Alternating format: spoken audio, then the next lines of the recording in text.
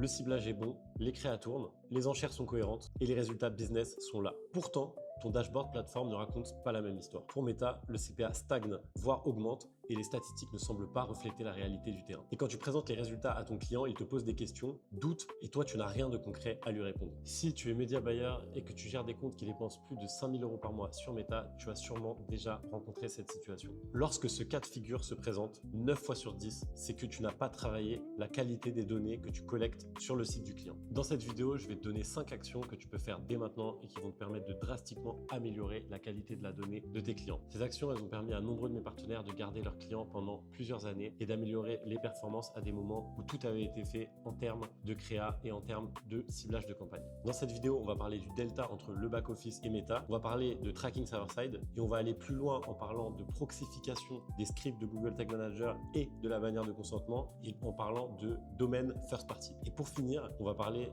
de comment maintenir un bon tracking dans la durée. Alors la première chose que tu peux faire, c'est mesurer le delta entre le back-office de ton client et le Event Manager, donc le gestionnaire d'événements de Meta. Donc pour ça, tu peux appliquer une formule simple. Tu vas aller regarder sur les 28 derniers jours le nombre de conversions et tu vas le diviser par le nombre de conversions dans le back-office et multiplier par 100. Ça va te permettre d'avoir un pourcentage de delta. Et ce pourcentage-là, tu vas pouvoir en parler avec ton client et voir avec lui comment on peut l'améliorer. On peut dire qu'un bon delta, ça va être 95% par exemple et sur la plupart des comptes, on peut être autour de 70 par exemple. Et donc tu as 20 points de delta à aller récupérer. Puisque donc en fait, ce delta-là, ça représente de la donnée en moins pour l'algorithme pour s'optimiser. Et donc, si l'algorithme ne voit pas ce qui se passe réellement dans le business, il va aller chercher des personnes qui ne sont pas la cible et donc tu vas payer plus cher tes conversions. Donc, c'est très important que tu saches le delta et que tu puisses l'expliquer à ton client pour pouvoir lui proposer des solutions afin de l'améliorer. Si tu as un delta, les raisons sont souvent les mêmes. Ça peut être les bloqueurs de publicité, ça peut être le refus des cookies par l'utilisateur, ça peut être le fait que Safari bloque le tracking, ou ça peut être tout simplement que tu n'as pas de tracking server-side. Le delta n'est pas le seul indicateur puisque on va le voir par la suite, on peut avoir un très bon delta et pourtant un tracking qui n'est pas optimal, mais déjà ce delta va te permettre d'avoir une première idée de la qualité des données que tu envoies et tu vas pouvoir en parler avec ton client. Maintenant, on va parler du cas où tu as encore un tracking exclusivement basé sur le navigateur, c'est-à-dire un tracking client-side. Si c'est le cas, ça va fortement expliquer le delta que tu retrouves dans Meta. Tu te prends les bloqueurs de publicité, tu te prends tout l'environnement Apple Safari qui va bloquer ton tracking et surtout tu vas te taper des cookies qui ne durent que 24 heures dans beaucoup de contextes. Donc je te recommande fortement de proposer à ton client de passer en tracking server-side, c'est-à-dire de mettre un intermédiaire, un serveur que tu possèdes entre les appareils des utilisateurs qui consultent ton site et les serveurs de Meta. Le seul fait de passer en tracking server-side ne suffit pas, mais c'est vraiment le b.a.-ba et la première chose à faire si tu veux améliorer ta collecte de données. Maintenant, on va voir la deuxième chose à faire. Si tu as déjà un tracking server-side, il y a une deuxième chose super importante à faire, ça va être de proxifier le conteneur Google Tag Manager et la bannière de cookies. Pourquoi proxifier? Puisqu'en fait, c'est ton conteneur Google Tag Manager qui va communiquer avec le serveur. L'utilisateur se rend sur le site, Google Tag Manager va être chargé sur l'appareil de l'utilisateur, comme la bannière de cookies. Et de nombreux navigateurs connaissent les URL de Google Tag Manager et connaissent les URL de la plupart des bannières de cookies. Simplement, ils bloquent ces URL. Voilà pourquoi, même si tu as un tracking server-side, si tu n'as pas proxifié, c'est-à-dire modifié l'URL qui appelle Google Tag Manager et modifié l'URL qui appelle ta bannière de consentement, ton server-side ne marche pas de façon optimale. Et donc, tu ne bénéficies pas de tous les avantages du tracking server-side. Si tu fais juste ça, ça peut améliorer les performances de tes campagnes sans même que tu aies à toucher à leurs réglages. Donc, je te recommande fortement de proposer ça à ton client. Au même titre que le tracking server-side, il y a de nombreux outils qui proposent ça, notamment Tape et Addingwell.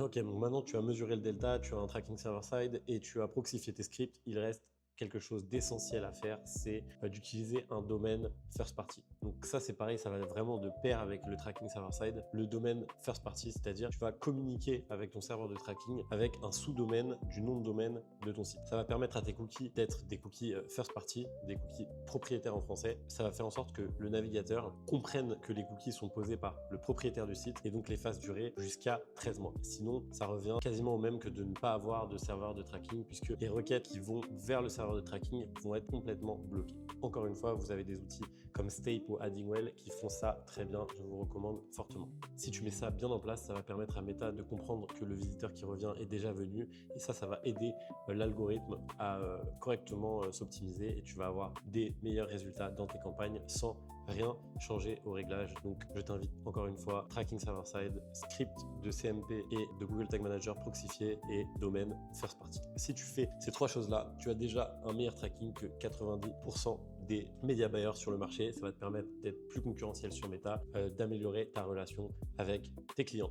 La dernière chose à faire, c'est de vérifier le tracking régulièrement, puisque en fonction de l'évolution du site, ça peut avoir un fort impact sur la collecte de données. C'est pourquoi je t'invite à régulièrement, que ce soit toutes les semaines ou tous les mois, à vérifier si tout est intact, parce qu'une petite modification du site, que ce soit un changement de plugin, une modification de la bannière de cookie ou alors une modification du thème, peuvent avoir un impact sur la collecte de données, et donc discrètement, puisque ça va pas être le tracking qui est complètement coupé, peuvent dégrader la collecte sans qu'on s'en rende compte et donc avoir un impact sur les performances de tes campagnes. C'est pourquoi je t'invite à checker les différents éléments qu'on a vus dans cette vidéo de façon très régulière. Et si tu remarques qu'il y a un des indicateurs qui a décroché, je t'invite à intervenir très rapidement afin que le budget ne soit pas gâché. Donc voilà, ça c'est tout ce que je mets en place pour mes partenaires depuis 5 ans. J'ai vraiment vu passer toutes sortes de setups et c'est les 5 choses que je fais pour tous mes clients et ça permet vraiment d'améliorer la collecte. Donc si tu es média buyer et que tes clients dépensent plus de 5 000 € par mois sur Meta, je te recommande fortement de leur